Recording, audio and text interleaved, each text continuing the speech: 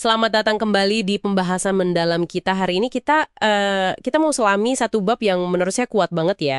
Ini dari materi yang Anda bagikan, bab 28 dari The Storyteller Secret, tentang Amy Purdy. Judulnya ketika Amy kehilangan kakinya, ia menemukan suaranya. Wah, ini cerita luar biasa sih. Tentang bagaimana momen tergelap seseorang itu justru bisa melahirkan kekuatan terbesarnya. Tepat sekali. Dan fokus kita nanti bukan cuma pada tragedi yang menimpanya, tapi lebih ke bagaimana dia secara sadar gitu mengubah narasi hidupnya.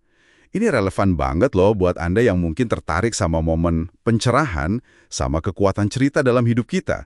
Jadi, misi kita hari ini bongkar gimana caranya kehilangan kaki itu justru jadi katalis dia menemukan suaranya yang paling otentik. Oke, kita mulai dari usia 19 tahun kan. Amy masih muda banget. Tiba-tiba dia kena meningitis bakteri, ganas, dan dalam sekejap dunianya kayak runtuh gitu. Dia kehilangan limpa, terus fungsi ginjalnya juga kena, pendengaran di telinga kiri hilang, dan yang paling drastis yaitu kedua kakinya. Di bawah lutut harus diamputasi. Bisa dibayangin nggak sih kehancurannya kayak apa? Tentu, tentu.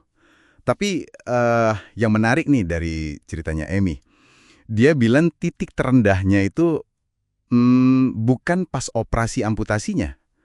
Momen paling gelap buat dia justru pas dia pulang ke rumah.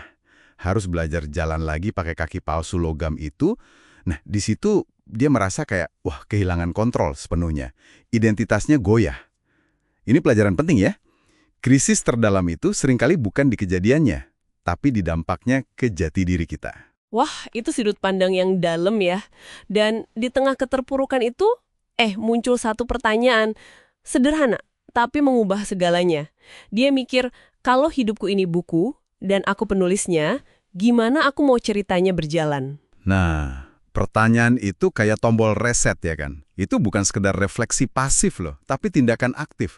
Merebut kembali kendali. Bukan kendali atas tubuhnya ya, tapi atas ceritanya, narasi hidupnya. Dia putuskan, oke, aku nggak mau narasi korban, nggak mau narasi orang cacat. Dia pilih narasi petualangan, tantangan, inspirasi. Ini momen aha yang kuat banget tentang kekuatan agensi personal kita gitu. Bahkan saat kita merasa paling nggak berdaya, kita punya kekuatan memilih narasi kita. Terus dia mutusin buat balik lagi ke papan seluncurnya. Snowboarding.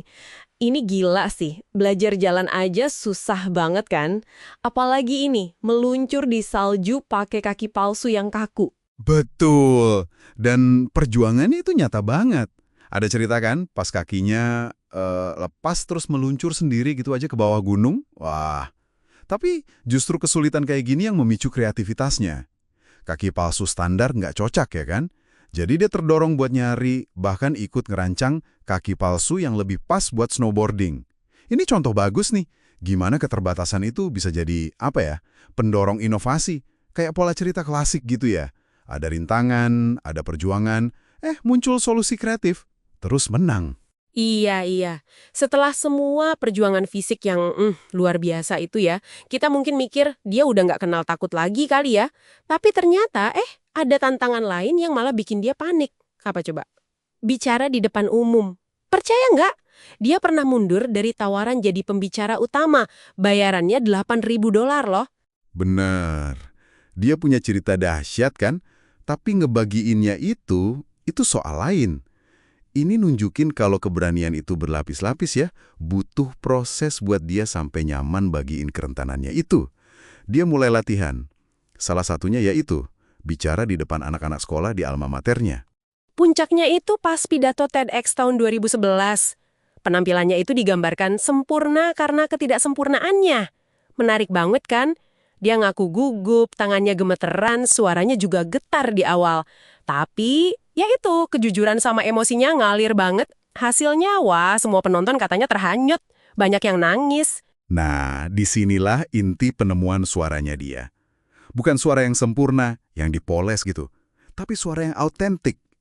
Justru karena berani nunjukin kerentanan. Ketidaksempurnaannya itu yang malah bikin dia jadi, relatable banget, kuat. Pesannya jelas kan jadinya. Cerita paling inspiratif itu seringkali bukan cerita mulus tanpa celah. Tapi cerita yang jujur, yang ngakuin perjuangan, rasa takut, keraguan. Itulah yang nyentuh kita sebagai manusia. Jadi intisari dari kisah Emi Purdy ini ya, itu tadi gimana dia nggak cuma bertahan hidup, tapi dia ubah tragedi jadi fondasi kekuatannya. Dia nemuin suaranya bukan meski kehilangan kaki, tapi karena proses perjuangan setelah kehilangan itu. Kayak kutipan yang terkenal itu, perjuangan terbesar saya telah menghasilkan pencapaian terbesar saya. Betul sekali. Dan ini bawa kita ke satu pemikiran buat Anda renungkan. Emi kan ubah arah hidupnya dengan pertanyaan tadi, gimana aku mau ceritaku berjalan? Sekarang coba deh tanyakan ke diri Anda sendiri. Pas lagi hadapi tantangan, besar atau kecil, bagaimana Anda ingin cerita Anda berjalan? Gimana caranya Anda bisa secara sadar gitu, menulis ulang narasi internal Anda untuk menemukan kekuatan baru kayak Emi? Coba renungkan, kekuatan cerita yang Anda pilih untuk Anda hidupi setiap hari.